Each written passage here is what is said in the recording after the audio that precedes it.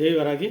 இன்று நமது ஆலயத்தில் மாதுளம்பழம் பழத்திற்கு அந்த காய் காய்ச்சி பழம் பழத்திற்கு அன்னைக்கு முதல் பிரசாதம் வைக்கிறோம். தூபதீப நைவேத்தியம் சமர்ப்பயாமே, கற்பூர ஆராயம் சமர்ப்பயாமே, நைவேத்தியம் சமர்ப்பயாமே. ஓம்